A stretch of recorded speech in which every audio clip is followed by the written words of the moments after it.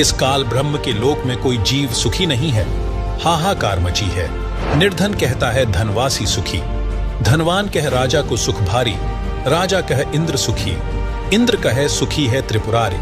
हम सभी जीवात्माएं अपनी गलती के कारण इस कष्ट को झेल रहे हैं। जब तक जन्म मरण है तब तक सामान्य जीव से लेकर देवी देवता, श्री ब्रह्मा जी, श्री विष्णु जी तथा श्री शिव जी तक भी सुखी नहीं है। सबका जन्म मरण होता है।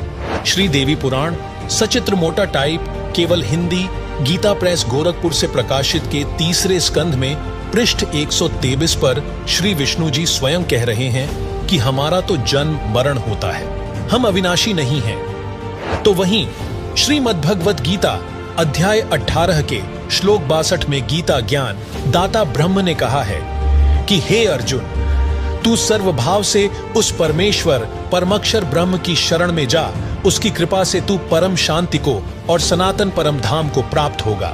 वहीं हमारे पवित्र ग्रंथों में परब्रह्म अर्थात अक्षर पुरुष का भी जिक्र किया गया है, जो ब्रह्म से अधिक शक्तिशाली दूसरा भगवान है।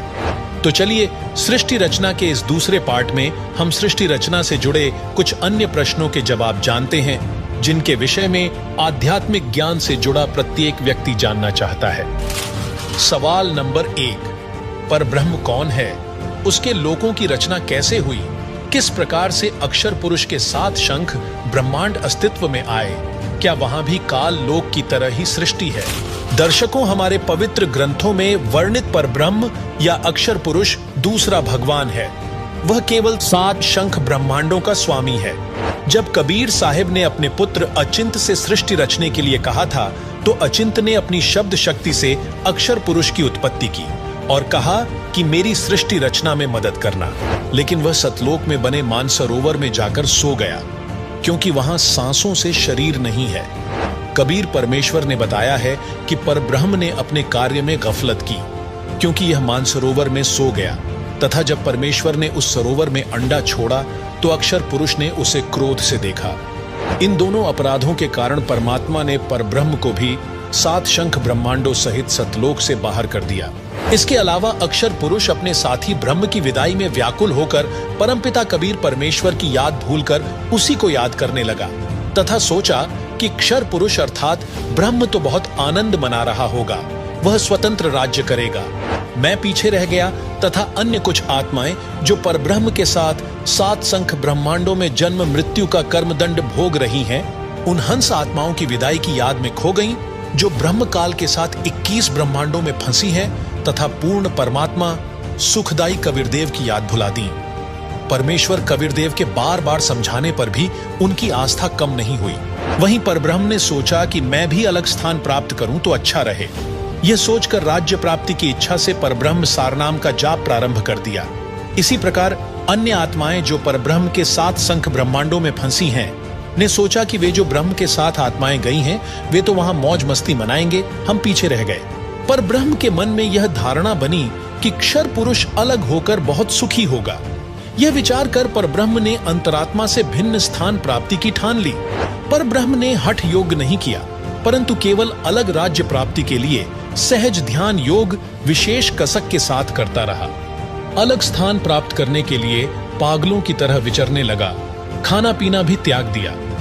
अन्य कुछ आत्माएं जो पहले काल ब्रह्म के साथ गई आत्माओं के प्रेम में व्याकुल थी, वे अक्षर पुरुष के वैराग्य पर आसक्त होकर उसे चाहने लगी। पूर्ण प्रभु के पूछने पर परब्रह्म ने अलग स्थान मांगा तथा कुछ हंसात्माओं के लिए भी याचना की। तब कबीरदेव ने कहा कि जो आत्मा आपके साथ स्वेच्छा से जाना चाहे, उन्हें भेज देता हूं। पूर्ण प्रभु ने पूछा कि कौन हंस आत्मा परब्रह्म के साथ जाना चाहता है, सहमति व्यक्त करे। बहुत समय उपरांत एक हंस ने स्वीकृति दी। फिर देखा देखी उन सर्व आत्माओं ने भी सहमति व्यक्त कर दी। सर्वप्रथम स्वीकृति देने वाले हंस को स्त्री रूप बनाया, उसका नाम ईश्वरी माया प्रकृति सुरति रखा तथा अन्य आत्माओं को उस ईश्वरी माया में प्रवेश करके अचिंत द्वारा अक्षर पुरुष परब्रह्म के पास भेजा। कई युगों तक दोनों 7 शंख ब्रह्मांडों में रहे, परंतु परब्रह्म ने दुर्व्यवहार नहीं किया। ईश्वरी माया की स्वेच्छा से अंगीकार किया तथा अपनी शब्द शक्ति द्वारा नाखूनों से स्त्री इंद्री बनाई। ईश्वरी देवी की सहमति से संतान उत्पन्न की। इसलिए परब्रह्म के लोक 7 संख ब्रह्मांडों में प्राणियों को तप्त शिला का कष्ट नहीं है तथा वहां पशु पक्षी भी ब्रह्मलोक के देवों से अच्छे चरित्र युक्त हैं। आयु भी बहुत लंबी है, परंतु जन्म मृत्यु कर्माधार पर कर्म दंड तथा परिश्रम करके ही उधर पूर्ति होती है। स्वर्ग तथा नरक भी ऐसे ही बने हैं। परमात्मा ने परब्रह्म को 7 संख ब्रह्मांड उसके इच्छा रूपी भक्ति ध्यान अर्थात सहज समाधि विधि से कि उसकी कमाई के प्रतिफल में प्रदान किए तथा सतलोक से भिन्न स्थान पर गोलाकार परिधि में बंद करके 7 संख ब्रह्मांडों सहित अक्षर ब्रह्म व ईश्वरी माया को निष्कासित कर दिया। सवाल नंबर 2, क्या है 14 युगों का रहस्य, साथ ही प्रमुख 4 युगों की क्या है गाथा? आखिर चारों युगों का समय काल कितना है और अंतिम युग कलयुग का आखिरी चरण कैसा होगा? दर्शकों, कबीर सागर में अम्बु सागर 3रा अध्याय है, जिसमें 14 तरंग यानी भाग हैं। जैसा कि आपको सृष्टि रचना में बताया कि काल के 21 ब्रह्मांड हैं, उसने 5 ब्रह्मांडों का एक ग्रुप बनाया। ऐसे ऐसे 4 समूह 5-5 ब्रह्मांडों के बनाए हैं। एक ब्रह्मांड भिन्न रखा है जो इन सबके समान क्षेत्रफल वाला है। अब जिन 13 युगों का वर्णन हम कर रहे हैं वह इस ब्रह्मांड जिसमें हम रह रहे हैं इसका नहीं है। वह विवरण 5वें ब्रह्मांड का है जो समूह के मध्य वाला है। 5वें ब्रह्मांड में प्रत्येक ब्रह्मांड के समांतर सृष्टि चलती है। जिस ब्रह्मांड में हम रह रहे हैं इसमें जो परमेश्वर कबीर जी की भक्ति सतनाम तक करते रहे हैं, वे बीच में भक्ति छोड़ गए, गुरुद्रोही नहीं हुए। उनको धोखा देने के लिए काल ब्रह्म उन्हें 5वें मध्य वाले ब्रह्मांड में रोके रखता है। ओम नाम जाप की भक्ति की कमाई तो इसी ब्रह्मांड जिसमें हम रह रहे हैं ब्रह्मलोक में भोगते हैं। पुनः जन्म मरण चक्र में गिर जाते हैं। इसके 4 युग हैं, सतयुग, त्रेता युग, द्वापर युग तथा कलयुग। उस 5वें यानी मध्य वाले ब्रह्मांड में 13 युग होते हैं। वहां पर वे जीव काल ब्रह्म द्वारा भेजे जाते हैं जो सोहम नाम का जाप करते हैं तथा जो केवल सतनाम का जाप करते हैं। सतनाम के जाप के ओम की भक्ति कमाई इस ब्रह्मांड के ब्रह्मलोक में भोगते हैं। दूसरे मंत्र सोह की कमाई इस 5वें ब्रह्मांड में भोगने के लिए भेज दिए जाते हैं। वहां भी एक ब्रह्मलोक है तथा अन्य लोक है। वहां के ब्रह्मलोक में सुख भोगने के पश्चात उनको अन्य द्वीपों में राजा रानी तथा जनता के रूप में जन्म दिया जाता है। फिर वे व्यक्ति वहां भी भक्ति करते हैं। उस 5वें ब्रह्मांड में होने वाले 13 युगों के नाम निम्न हैं: अघासुर युग, बलभद्र युग, द्वंद्व युग, पुरवन युग, अनुमान युग, धीर्यमाल या धीरमाल युग, तारण युग, अखिल युग, विश्व युग, अक्षय तरुण युग, नंदी युग, हिंडोल युग, कंकवत युग। अब जानिए जिस ब्रह्मांड में हम रहते हैं वहां होने चारों युगों का विस्तृत विवरण।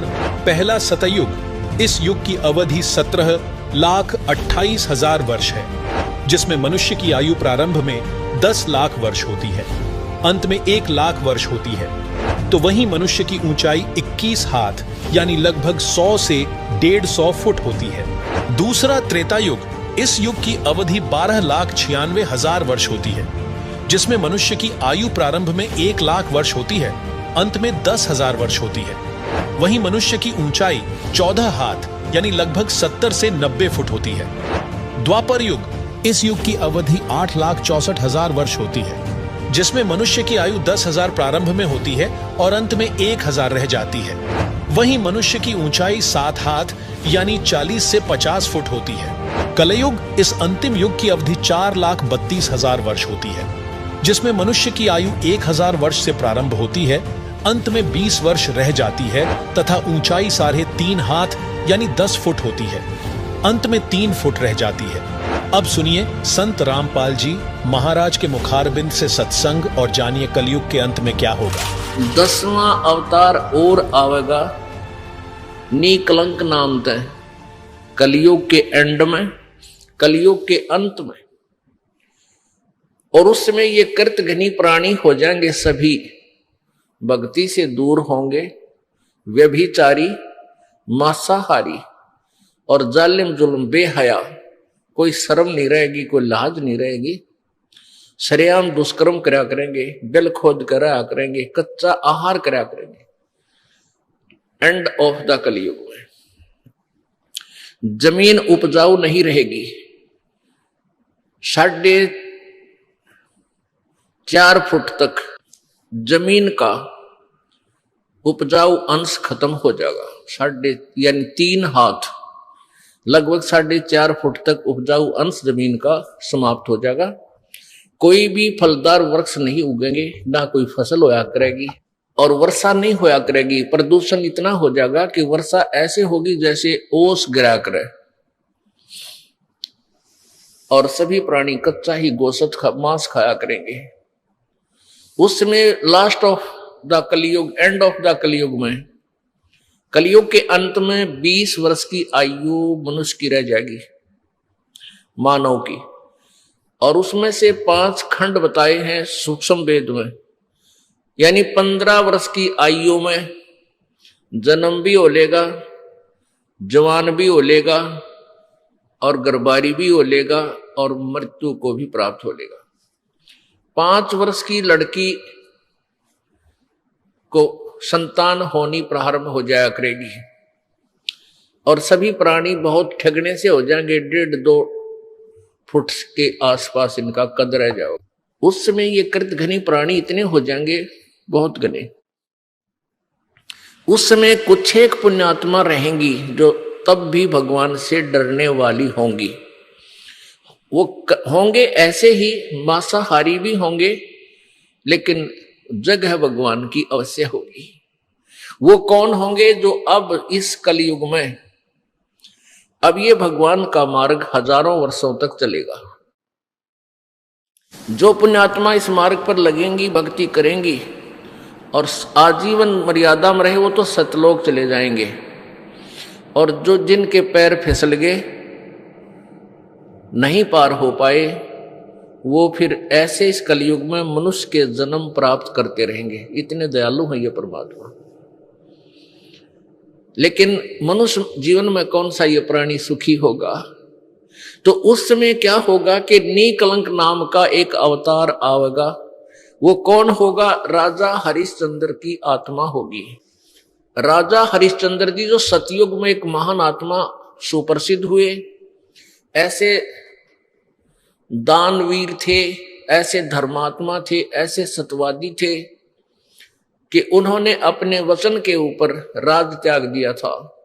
अपनी पत्नी को भी बेच दिया, अपने आप को भी बेच दिया, अपने सत्य की रक्षा की। जिस कारण से प्रसन्न होकर के प्रभु ने उसको विष्णु लोक में स्थान दे दिया। अब वो विष्णु लोक में है अपने पूर्व जन्म के पुण्यों के कारण। और जब वहां से इस पुण्यात्मा को 10वां अवतार बनाकर यू काल भेजेगा।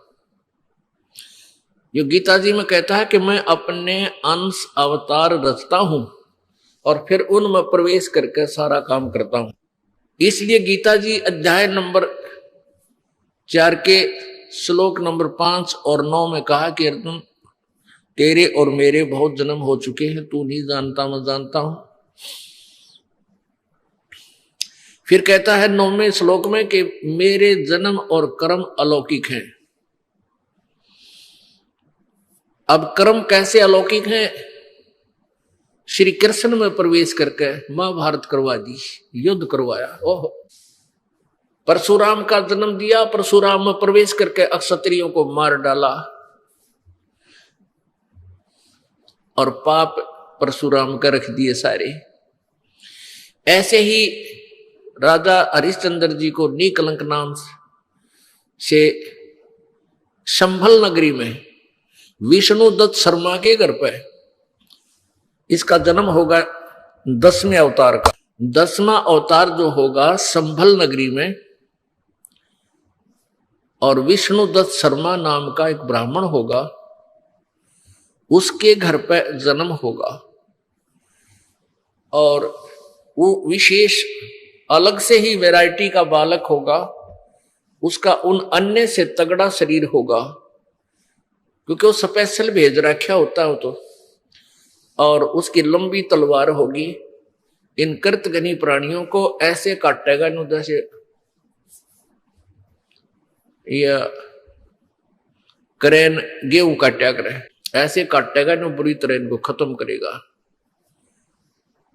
फिर क्या होगा, उन प्राणियों को बख्शा जाएगा जो उस समय भी भगवान से डरने वाले होंगे।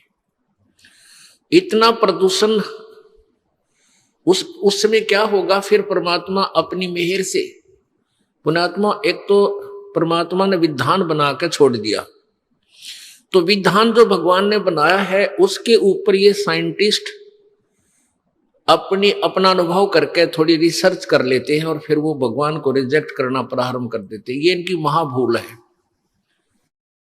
अब पीछे कई वर्षों से रट्टा लगा रखा था कि प्रदूषण इतना बढ़ गया, ग्लेशियरिन खत्म होगी, बर्फ नहीं पड़ेगी।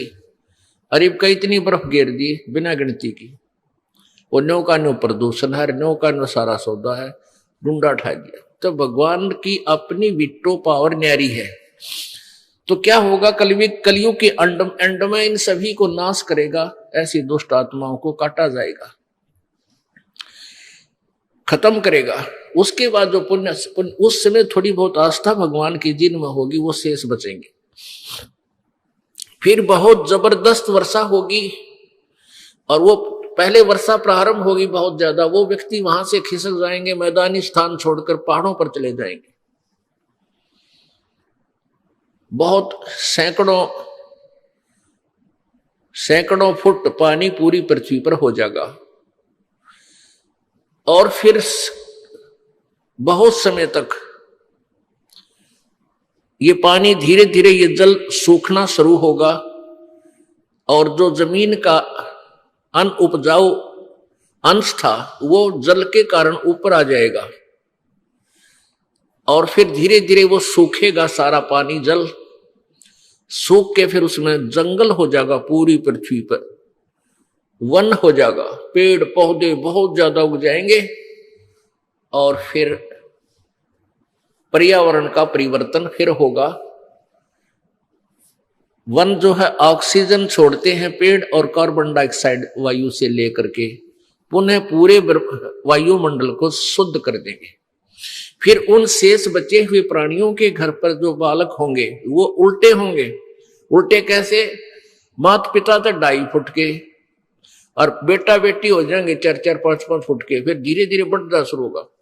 तो सतयुग में सैकड़ों फुट हाइट के इंसान हो जाते हैं, सैकड़ों फुट, और लाखों वर्ष की आयु हो जाती, क्योंकि शुद्ध वायु, शुद्ध वातावरण, बीमारी होती नहीं उस समय सतयुग में, बहुत कम। सवाल नंबर 3, महाप्रलय क्या है? कितनी महाप्रलय होती है? क्या महाप्रलयों के अंतर्गत संपूर्ण सृष्टि व सर्व ब्रह्मांडों का भी विनाश होता है? दर्शकों, महाप्रलय का अर्थ है बड़ी विनाशकारी घटना। हिंदू धर्म ग्रंथों में महाप्रलय को सृष्टि के चक्र का अंत माना जाता है, जहां ब्रह्मांड का विनाश हो जाता है। महाप्रलय 3 प्रकार की होती है। एक तो काल ज्योति निरंजन करता है। महाकल्प के अंत में जिस समय ब्रह्मा जी की मृत्यु होती है, ब्रह्मा जी की रात्रि 1000 चतुर्युग की होती है तथा इतना ही दिन होता है। 30 दिन रात्रि का 1 महीना, 12 महीनों का 1 वर्ष, 100 वर्ष का एक ब्रह्मा जी का जीवन, यह एक महाकल्प कहलाता है। दूसरी महाप्रलय 7 ब्रह्मा जी की मृत्यु के बाद एक विष्णु जी की मृत्यु होती है। 7 विष्णु जी की मृत्यु के उपरांत एक शिव की मृत्यु होती है। इसे दिव्य महाकल्प कहते हैं। उसमें ब्रह्मा, विष्णु, शिव सहित इनके लोकों के प्राणी तथा स्वर्ग लोक, पाताल लोक, मृत्यु लोक आदि में अन्य रचना तथा उनके प्राणी नष्ट हो जाते हैं। उस समय केवल ब्रह्मलोक बचता है, जिसमें यह काल, ज्योति निरंजन तथा दुर्गा 3 रूपों महाब्रह्मा, महासावित्री, महाविष्णु, महालक्ष्मी और महाशिव अर्थात सदाशिव महादेवी पार्वती के रूप में 3 लोक बनाकर रहते हैं। इसी ब्रह्मलोक में एक महास्वर्ग बना है, उसमें चौथी मुक्ति प्राप्त प्राणी रहते हैं। तीसरी महाप्रलय एक ब्रह्मांड में 70,000 बार त्रिलोकीय शिव यानी काल के तमोगुण पुत्र की मृत्यु हो जाती है।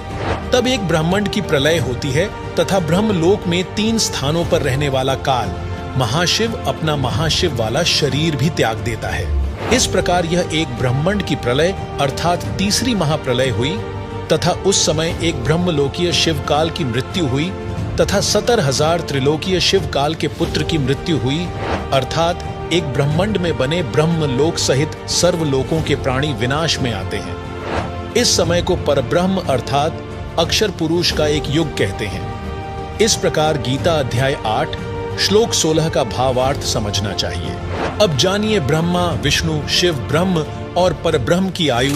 ब्रह्मा, विष्णु, महेश ये तीनों नासवान है। एक ब्रह्मा की आयु कितनी है? जैसे एक चतुर्युग होता है, सतयुग, त्रेता, द्वापर, कलयुग, ये मिलकर चतुर्युगी होती है और इसकी कुल वर्ष संख्या 43,20,000 वर्ष है। ऐसी 1000 चतुर्युग 1008 है। वैसे इसमें 14 मनवंतर निकल जाते हैं, 14 इंद्र के शासन खत्म हो जाते हैं और 72 चतुर्युग तक एक इंद्र का शासन रहता है, शासन काल है। तो ऐसे वैसे तो 1008 बनते हैं, लेकिन लंब संप इनको 1000 चतुर्युग देते हैं। इतना तो ब्रह्मा जी का दिन, इतनी ही रात्रि। ऐसे 30 दिन रात का एक महीना बना इनका देवताओं का, और 12 महीनों का एक वर्ष हो गया। ऐसे बने हुए 100 वर्ष की आयु है श्री ब्रह्मा रजगुण की, और इसे 7 गुनी विष्णु जी की, इससे अधिक, और विष्णु जी से 7 गुना अधिक है शंकर भगवान तमोगुण शिव की।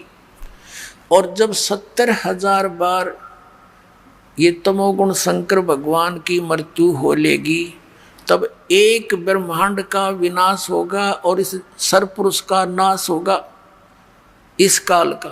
फिर एक ब्रह्मांड के सब प्राणी इसमें आग लग जाएगी, जैसे पृथ्वी के ऊपर सब जल हो जाएंगे जहाँ जहाँ भी पृथ्वियाँ हैं, और फिर एकदम 11 सूर्य और सौर मंडल से घूमते हुए यहाँ आ जाएंगे और इन सब को फूंक डालेंगे।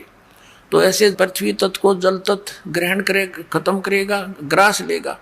जल तत्व को अग्नि, अग्नि को वायु, वायु को आकाश। तो उस समय इस ब्रह्म की मृत्यु होगी सरपुरुष की, और ये एक युग होगा किसका? अक्षर पुरुष का। एक युग, ध्यान रखना, क्योंकि ये गणित की रीति से समझना होगा आपने। तो ये सभी प्राणी, और ये दुर्गा भी, ये काल भी, सरपुरुष, इनका पिता ब्रह्मा विष्णु में, इसका ये सब नष्ट हो जाएंगे परमात्मा के विधान अनुसार।